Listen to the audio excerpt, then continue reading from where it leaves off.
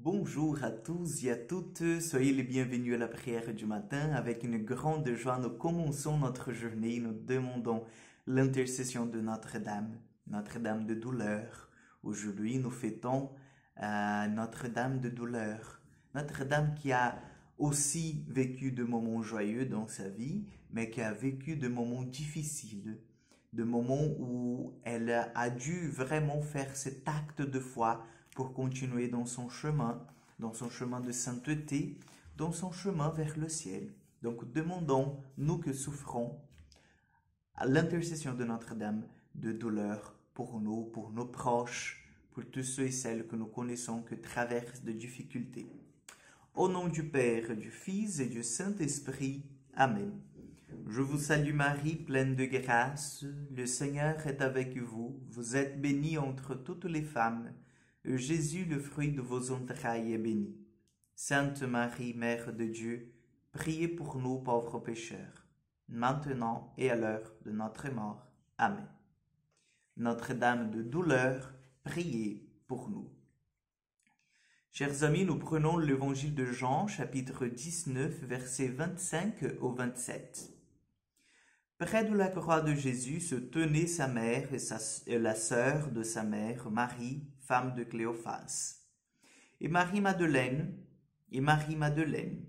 Jésus, voyant sa mère et près d'elle le disciple qu'il aimait, dit à sa mère, « Femme, voici ton fils. » Puis il dit au disciple, « Voici ta mère. » Et à partir de cette heure-là, le disciple l'a pris chez lui.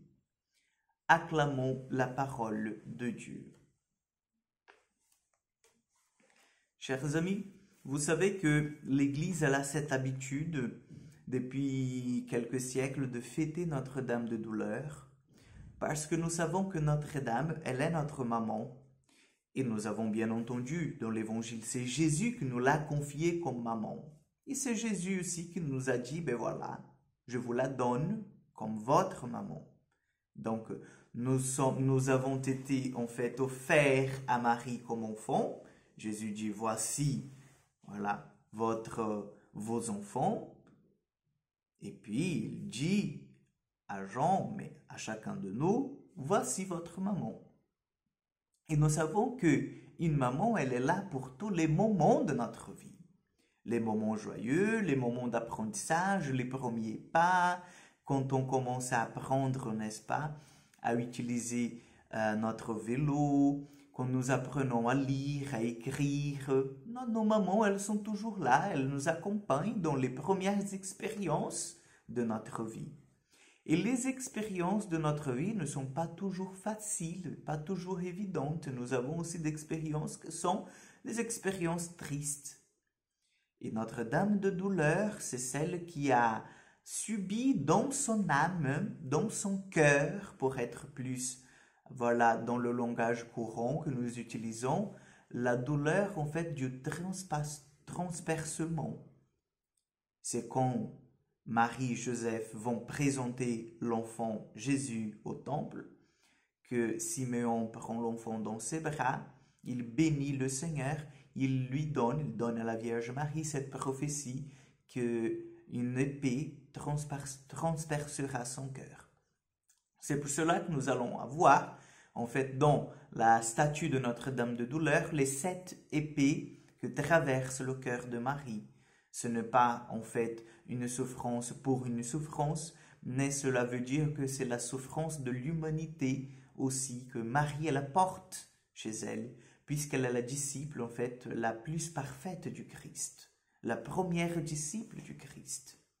Donc, vous savez bien que le Seigneur, Saint Paul va nous dire déjà, je subis dans ma chair ce qui a manqué dans la souffrance du Christ, dans la chair du Christ. Mais Marie, elle vit ça de façon vraiment naturelle, je dirais, et comme une mission. C'est pour cela que Notre-Dame de douleur, nous pouvons l'invoquer souvent quand nous passons, nous traversons de difficultés, quand nous sentons que l'épée de la souffrance, de la persécution, l'épée en fait du deuil traverse notre âme. Elle est là pour nous aider. Elle est là pour nous soutenir. Elle est là parce qu'elle aussi, Elle a déjà expérimenté la souffrance. Et elle l'expérimente jusqu'aujourd'hui puisque l'humanité tout entière n'est pas encore au paradis. Nous avons des frères et des sœurs qui ne sont pas dans le chemin du Seigneur. Et c'est tellement vrai, chers frères et sœurs, que Notre-Dame, elle est apparue à la Salette. Vous savez bien que nous avons ce titre de Notre-Dame de la Salette reconnu par l'Église. Notre-Dame qui apparaît en fait en pleurant parce qu'elle voit que l'humanité, elle est plongée dans le péché. Et ça déplaît le cœur de Dieu.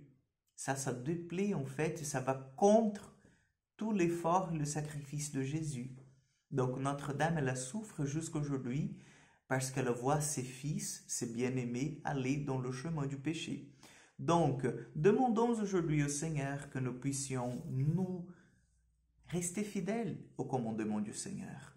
Rester fidèles à ce que le Seigneur nous demande, pour que nous puissions soulager ces douleurs de Notre-Dame, de notre Maman du ciel, pour que nous puissions être de collaborateurs avec le Christ dans le salut de l'humanité.